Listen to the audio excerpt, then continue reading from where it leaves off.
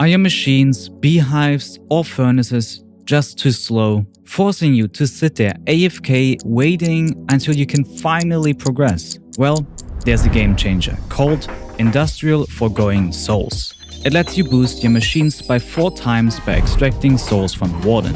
I will walk you through the basics, give you scale and size recommendations, and show you which machines you can or maybe should boost. If you're interested in modern Minecraft, make sure to hit the subscribe button.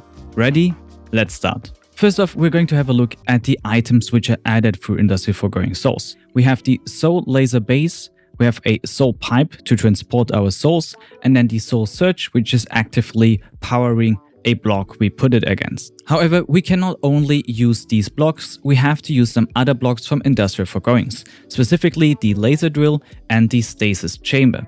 The stasis chamber is responsible for stunning and healing the Warden, because the Warden always gets damaged over time while his soul gets extracted, so we have to make sure that he gets healed and we don't want him to run around. The laser drill is responsible for powering the soul laser base, so without a laser drill you won't get any progress in your progress bar.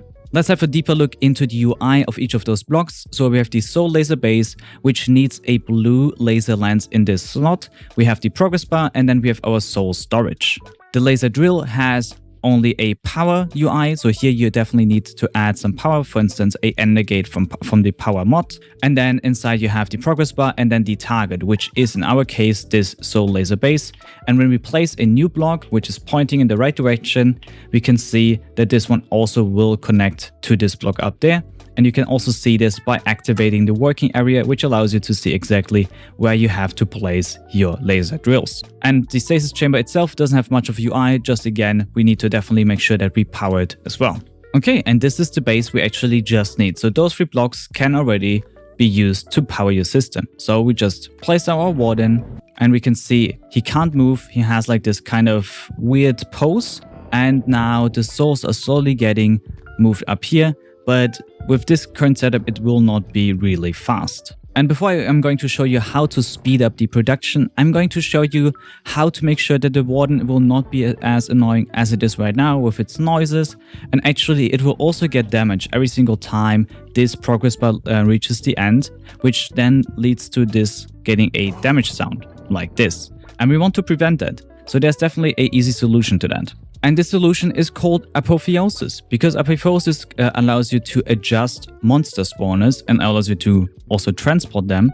And if we add a piece of wool to our spawner, we can see now it is a silent monster spawner. If we now add in our Warden spawn egg, we have a Warden spawner which will spawn Wardens that don't make any sounds. And now we're just waiting until our Warden gets spawned. Actually had to make a quick adjustment because actually only the mob imprisonment tool and the mob yoinker can catch a Warden. So prepare one of those 2 items and get yourself ready. Now that our Warden spawned, we can quickly break down the spawner and we can quickly catch both of them. We're only going to need 1, but I'm going to quickly show you if I place them now down here, our Warden will be stuck and we don't have to listen to any annoying sounds and also no damage sounds. So if the progress bar is going to fill up, we still won't be able to hear the Warden, meaning if we speed this whole thing up, we don't have to hear tons of damage noises, which you will definitely hear if you use a normal Warden. As you saw just now, no sound at all. Now let's quickly talk about how we can make the Warden stay alive. Because normally through the laser drill and the soul base, our Warden is going to get damaged over time. And the stasis chamber is going to do the opposite. It's going to heal our Warden. And normally the ratio in this case is by using 1 stasis chamber, you can counter 3 laser drills. This also applies later on when we upgrade them.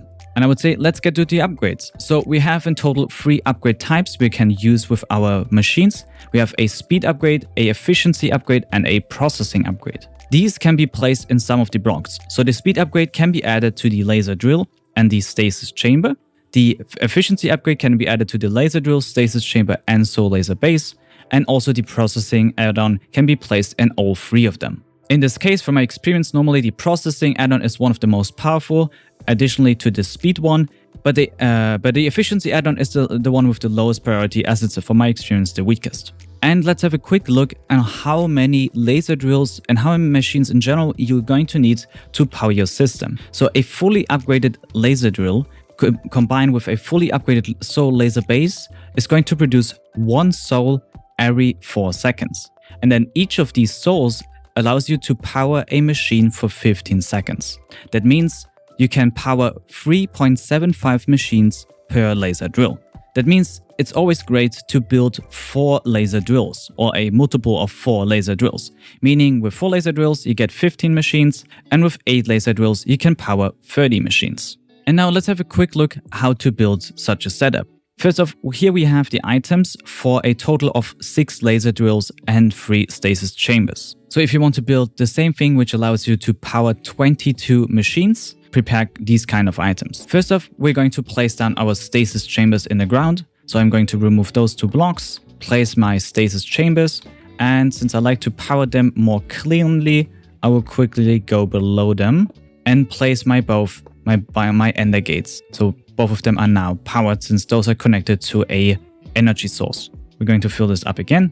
And now you can already see that I'm getting slowed down as I'm close to this edge. Then on the side, let's quickly build a tower of 3. And on top of this, we place our soul laser base. We can destroy our blocks. And then the easiest way to place the laser drills is to look at the soul laser base. And then if you're flying, you can do like a sneak right click. And then that way you can add them step by step. Or you can just like place yourself down. So this one I messed up. You can also use a wrench to turn them around, but I will quickly do it this way. So you can also quickly turn them around by just taking a wrench and then right clicking, and then it will turn around step by step. And then you just have to check that this backside is looking towards you, because then you know that the one which is sending out the lasers is pointing towards the soul laser base. Let's place our last 2 blocks. Let's place them here and then here as well. And that way right now, all of these are connected to this soul laser base. I was about to connect the energy also for the laser drill, but I noticed I actually forgot 2 ender gates. So make sure that you have actually 8 ender gates or 8 cables to connect the laser drills when you want to build it like this. So let's place our 6 ender gates. I'd like to place them at the bottom down here, just like this. And now we have each of them connected, filling up with energy and targeting our main block in the middle. Now in the soul laser base, we add in our soul laser lens, and then we can add our processing tier 2 and our efficiency tier 2. And inside of our laser drills, we're going to place down 1 add-on efficiency tier 2, processing tier 2, and speed tier 2. And then we're going to repeat this process for each of them. The easiest is to just like prepare them like this in the inventory and then just swipe over them, and then you are actually done quite quickly. And lastly, we are going to place down the remaining upgrades inside of our stasis chamber, which leads them to be able to stun more quickly and heal more quickly our Warden. And that's the last thing we do for this base setup. We place down our Warden, and he directly gets stuck. And you can see actually now in comparison to beforehand how quickly he gets damaged. And every single time he gets damaged, he gets removed 1 of his souls. And if we have a look inside of our block, we already have 1.5%. And the percentage is not the soul amount actually. So the soul amount is actually a different value, which I think is kind of confusing because a soul is like 0.3% or something like that. But let's have a look how this is going to work. So from here, you can place down your soul pipes on the top block, move it to the side, and then we're going to connect these 3 amazing basic furnaces. And actually, we have to make sure that these blocks get the cable from the backside. So you cannot connect them like this, which I just did. You have to move them to the side. So I have to do it like this. However, which is great from the soul search, they connect with each other. So if you have like a wall of machines, you only have to place the soul searches and don't have to place like cables onto each of them. And this way right now, our furnaces are powered. And to give you a quick demonstration, let's place down some coal and some gold. And as you can see, this is definitely faster than a normal furnace. To give you a quick comparison, let's break the block in the background. And yes, that is the normal speed we're all used to. So let's repair this to make sure we are at full speed. And you can do this for a lot of different blocks. And if you want to expand this layout, you can just add in more stasis chambers as well as more laser drills. So for the stasis chambers, the maximum for this layer is 9. But I think we can also place down another stasis chamber below this layer because the working area of them is a 3x3 block. So that way even the Warden on top of this should be healed and stunned. And at the top for the laser drills, I actually quickly checked, and this should be the maximum amount of laser drills you can place around one soul laser base. So those are in total, let's have a look, 104 laser drills. So actually at this point you will be struggling with a lot of energy because you somehow need to provide energy to all of those blocks, and additionally the stasis chambers will most likely not be able to keep up. There are also other ways to heal the Warden. For instance, you can use Ars Nouveau to heal it, and there's also different ways to give regeneration. But let's be honest, this is overkill, and you will be fine if you use something like this, or maybe expand it slightly further, and then you are good to go. And lastly, let's have a look at some blocks which are definitely worth boosting. For instance, we have the hostile neural networks block, like the simulation chamber especially, but also the loot fabricator. And you can also boost the oak beehives, or just in general, the advanced beehives to boost your bee production. However, there might be a concern for some players because actually the soul search is quite expensive as it costs all the Motium blocks, and a simulation chamber is actually way cheaper. So you could just place down 4 simulation chambers instead of 1 soul search. One benefit of the soul search is that it will make your layout way smaller, so you don't have to big factories, but can make everything way more compact. And additionally, it will be producing way less lag. Because if you have to have 4 times the amount of machines to produce the same thing, it would be just better to use the soul search to boost your machines. And to give you a quick demonstration, if I place down the prediction metrics, the speed is way faster than normal. Normally, this is going to take you 15 seconds, as I have shown in my hostile neural network guide, where I'm talking about how to use these blocks. And the same thing is also for the loop fabricator. We just place down our predictions and they are done faster than actually 1 second, because normally this takes 3 seconds. So this is going to make it less than 1 second per nether star. And lastly, also the advanced oak beehive, or just in general advanced beehives, can also be boosted by the soul search, which is definitely a big upgrade as well. However, there was a bit of a controversy about the whole soul search topic, because in between, at least in Older Mods 9, some of these blocks were blocked. So there's actually a couple of blocks which are on the blacklist of the soul search.